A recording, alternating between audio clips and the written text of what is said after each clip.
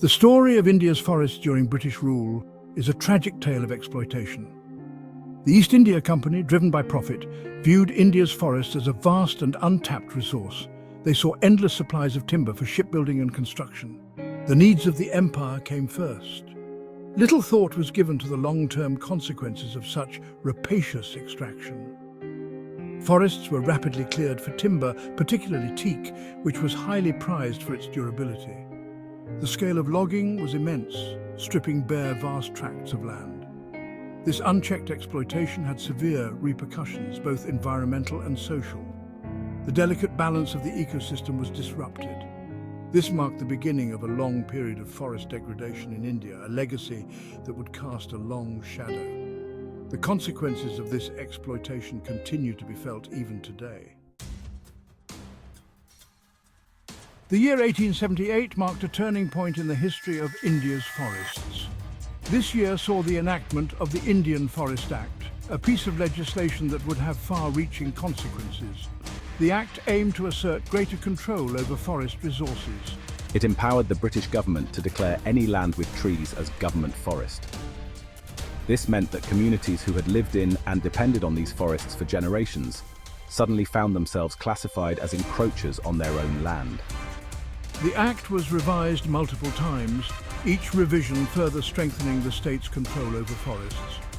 The revisions marginalized local communities even more. They lost their customary rights to access forest products. This displacement and dispossession sowed the seeds of resentment and conflict, the echoes of which are still felt today. Under British rule, the management of India's forests took a decidedly commercial turn.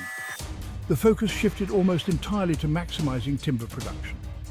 Forests were no longer seen as complex ecosystems, but as revenue-generating factories.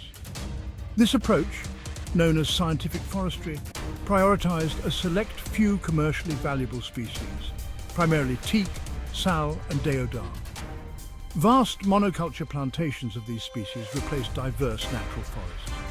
This had devastating consequences for biodiversity. Many plant and animal species lost their natural habitats. The drive for profit came at a heavy cost. The ecological balance of many regions was disrupted, leading to problems like soil erosion and water scarcity. The impact of this commercial exploitation of forests continues to be felt today. The shift towards commercial forestry had a devastating impact on indigenous communities who had lived in and depended on forests for centuries. They were forcibly evicted from their ancestral lands.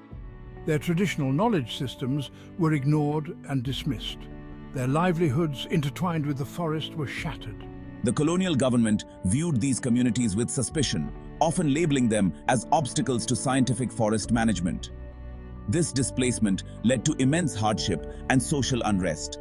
Communities lost their homes, their livelihoods, and their connection to the land.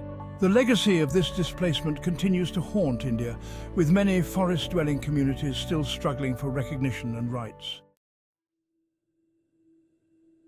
Section 5. The Seeds of Change. Early post-independence forest policy. India's independence in 1947 brought hope for a more equitable and sustainable approach to forest management. However, the early years after independence saw a continuation of many colonial-era forest policies. The focus remained on timber extraction to fuel the newly independent nation's development needs. The first national forest policy was formulated in 1952. While it acknowledged the need for ecological balance, it still prioritized commercial forestry. The policy did, however, introduce the concept of social forestry. This aimed to involve local communities in afforestation efforts to meet their needs for fuelwood and fodder.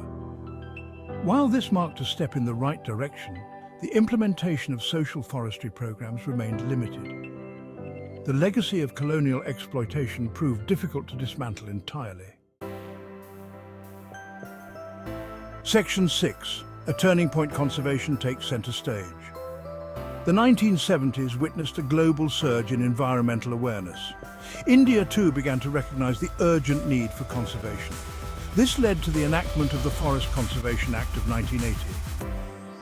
This landmark legislation aimed to curb deforestation and promote the conservation of forest ecosystems. It made it mandatory to obtain clearance from the central government before diverting any forest land for non-forest purposes. The Act marked a major shift in India's forest policy. It recognized the ecological significance of forests beyond their economic value. The National Forest Policy of 1988 further strengthened the conservation agenda. It emphasized the need for afforestation, wildlife protection, and the involvement of local communities in forest management. This marked a departure from the purely commercial approach of the colonial era. Section 7. Rights Restored. The Forest Rights Act of 2006. One of the most significant milestones in India's forest journey was the enactment of the Scheduled Tribes and other traditional forest dwellers' Recognition of Forest Rights Act in 2006. This landmark legislation, commonly known as the Forest Rights Act, aimed to correct historical injustices meted out to forest-dwelling communities. The Act recognized the rights of forest-dwelling communities over forest land and resources that they had been using and protecting for generations. It acknowledged their customary rights to access, use, and manage forest resources. The Act also emphasized the role of Gram Sabhas, local village assemblies, in decision-making processes related to forests. This marked a paradigm shift from a centralized and bureaucratic approach to a more democratic and participatory one. Section 8. Towards Sustainability. Evolving Strategies for Forest Management. In recent decades, India has adopted a more holistic and sustainable approach to forest management. The focus has shifted from purely timber production to a more nuanced understanding of forests as complex ecosystems providing a wide range of ecological services. Current policies emphasize the importance of biodiversity conservation, watershed protection, carbon sequestration, and climate change mitigation.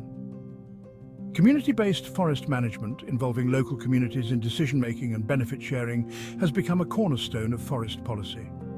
The government has also launched several afforestation and reforestation programs to increase forest cover and restore degraded forests. Section 9. Guardians of the Forest Empowering Communities. Recognizing the crucial role of local communities in forest conservation, India has taken significant steps to empower them as guardians of the forest. The Forest Rights Act of 2006 was a major step in this direction, granting legal recognition to the rights of forest-dwelling communities. Community forest rights under the Act allow communities to manage and protect their forests, ensuring sustainable resource use. Joint forest management programs, initiated in the 1990s, have further strengthened community participation in forest management. Under JFM, communities and forest departments work together to protect and manage forests. This collaborative approach has shown promising results in many parts of the country. Section 10. Conclusion. A long road travelled, a future to secure. India's forest journey has been marked by both exploitation and conservation. From the colonial era's rapacious timber extraction to the present day's focus on community-based conservation, the country has come a long way. The journey, however, is far from over. The challenges of climate change, population pressure, and the ever-present threat of illegal logging continue to test India's resolve in protecting its precious forests. The future of India's forests depends on the continued commitment of its people, the government and civil society. By recognizing the intrinsic value of forests and empowering local communities, India can ensure that its forests thrive for generations to come. Only then can the legacy of exploitation be truly overcome and a future of harmonious coexistence between humans and nature be secured.